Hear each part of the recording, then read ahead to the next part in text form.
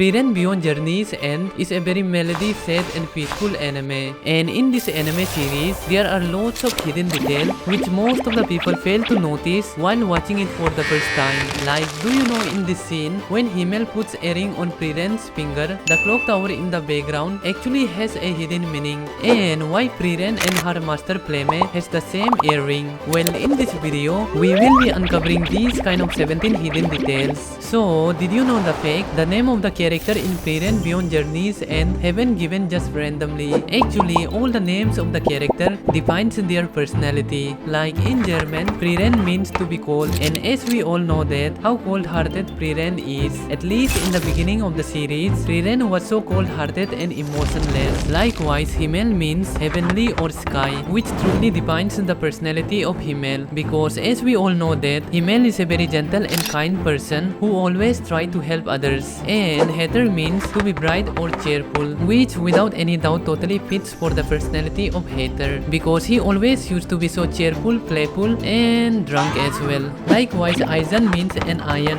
and Pern means to be far away. Not only this, lots of the character as well contain some hidden meaning on their names. If you are curious enough, just simply search on the Google, you will easily find the meaning. And when Frieren returned after the whole 50 years to show them the meteor shower, as you can see at this time, Himmel and Heather is significantly old, but Eisen is same as ever as he was 50 years ago. It feels like he haven't aged even a bit, but if you look closely, as compared to before, now Eisen has got some cracks on his helmet. So this totally indicates that the author or the animator wanted to show the aging of the Eisen through this very small detail.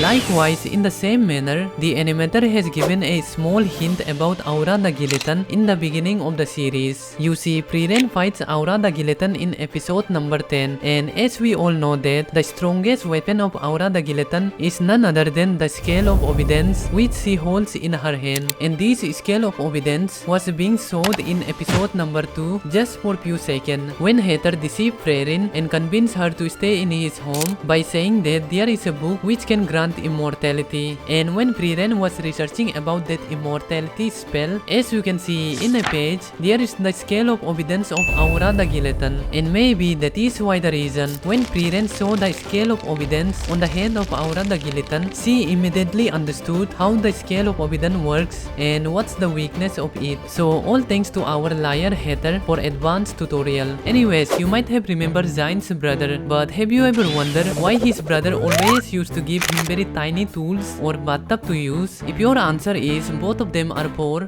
then you are totally wrong. Actually, there is a very weird reason behind it. Zayn's brother knew that Zayn always wanted to become an adventurer, but as soon as he grew up, he refused to become an adventurer and started living like a normal priest in the village. So Zayn's brother wasn't really happy about it. He wanted Zayn to become an adventurer, and he also tried to convince Zayn multiple times, but Zayn always used to refuse it. So his brother thought that why don't he make the living in the house so suffocating and difficult, so that Zayn might get frustrated by seeing all these things and finally leave the village. That's why his brother always used to give him very small tools.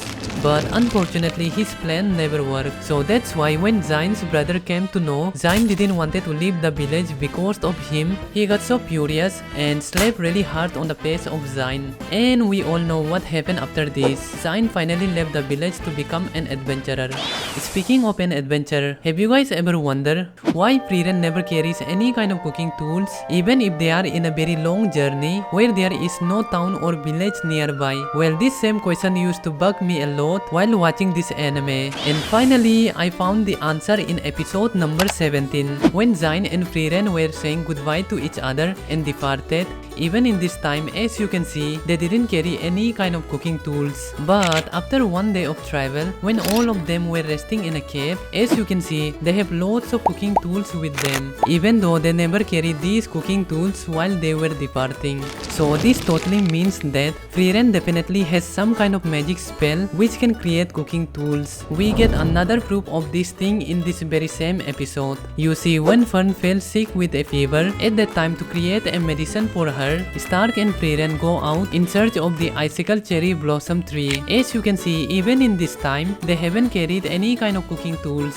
But as soon as they find the icicle cherry blossom tree, Frieren immediately starts to make the medicine. And as you can see, now Frieren has lots of cooking tools and a giant pot. So this is the proof that Frieren definitely has some kind of magic spell which can create cooking tools. And who knows, maybe in the future we might be able to see Frieren using this spell.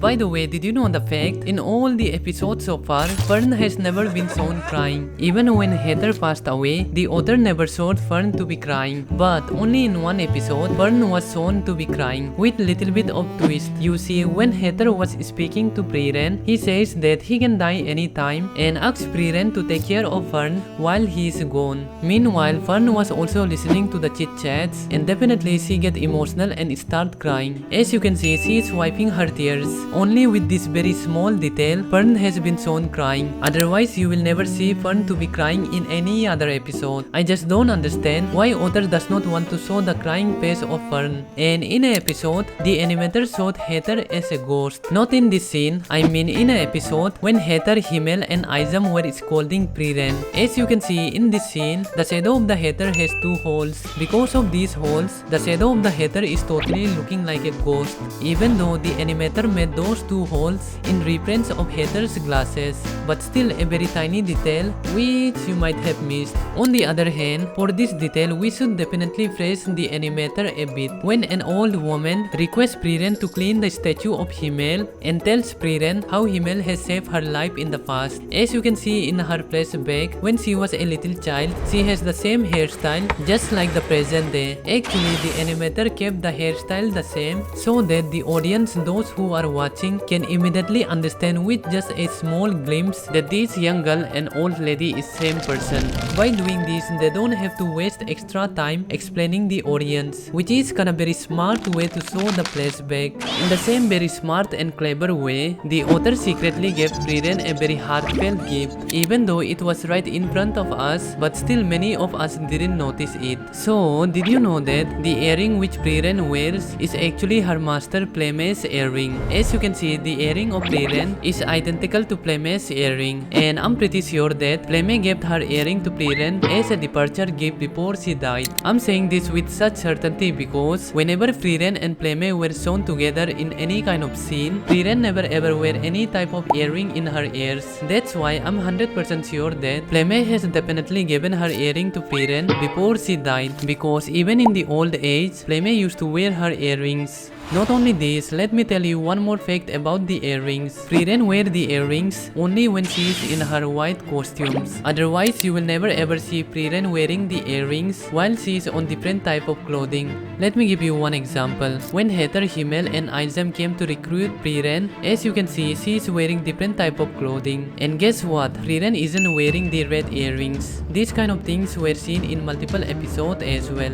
Speaking of which, did you know that actually Playmay had the ability to see the future, even though in the series they never mention about it, and Frieren also didn't have any kind of idea about it. But still, we see multiple episodes of this thing where Playmay's future prediction always comes out to be true. You see, first she predicts that one day Frieren will make a very huge mistake, and because of that mistake, Frieren gonna regret a lot. And guess what? It really happened when Himmel died. Not only that, Playmay already knew what kind of mistake Frieren gonna make in the future. That is why the reason in that very humongous looking tree, Playmay left a book for Frieren as a solution for her mistake. Not only this, in front of Siri, Playmay also predicted that Frieren is the one who's gonna defeat the Demon King, and eventually it really happened. Similarly, we get to see many of Playmay's future prediction always comes out to be true. On the other hand, you must have remembered Grab Granat. In the series, he was the ruler of Granat domain. But did you know that the warrior in this armor is none other than Grab Granat's son? Now some of you might be wondering, how can I be so sure about it? Because officially they have never ever shown the Grab Granat's son in the series. Well, let me explain it to you very slowly and precisely. Can you see this sword? This is the exact sword which Grab Granat had kept in a room in the memories of his son. And the necklace that the armor warrior is wearing is the exact same necklace which Grab Granat is wearing. So this totally indicates that this armor warrior is definitely the son of Grab Granat who lost his life while fighting Aura.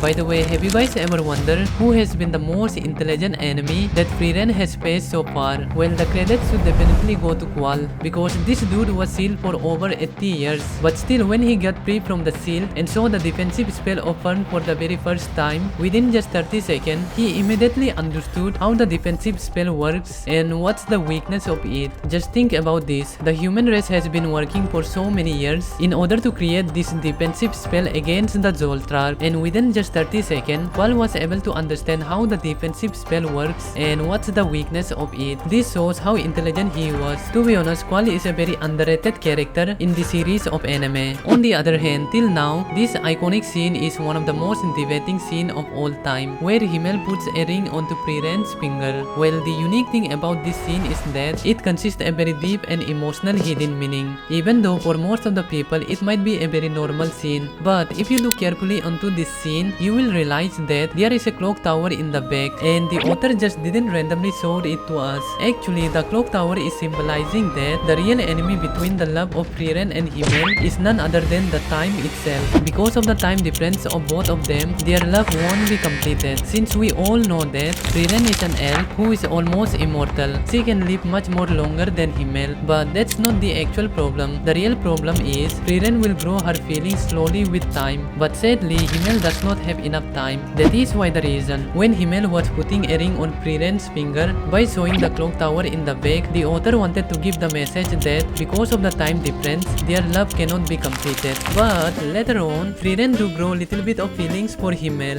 We get to see little bit of hint in episode number 5. I hope you do remember the phantom of that scene where Fern was almost deceived by the illusion of Hater, and in front of Frieren comes the illusion of none other than Himmel, which was created by the phantom of death. This scene totally indicates that Frieren definitely has feelings for Himmel, because she was the one who told Fern that Phantom of the Death is a very greedy monster who tries to deceive humans by creating an illusion of people very dear to them. This scene totally indicates that now the person who is very close to Frieren's heart is none other than Himmel. But sadly, Frieren haven't realized it yet.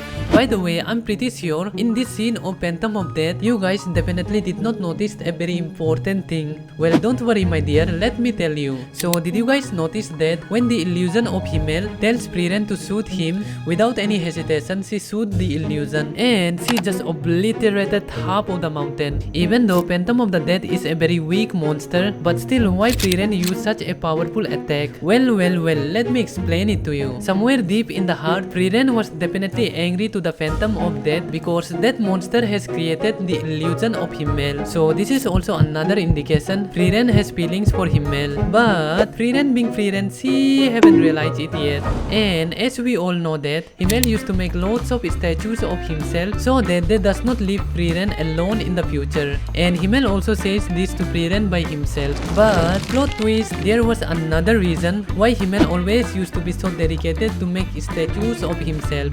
Actually, Himmel already knew that Frieren is an elf who will grow feelings according to her age very slowly but surely. So that's why through the statues of himself, Himmel wanted to remind Frieren time to time that how much he loves Frieren. And maybe that is why the reason Himmel never date or marry anyone. So now the story is like Himmel loved Frieren for all of his life, and now Frieren gonna love Himmel for the rest of her life, which is kinda sad to hear.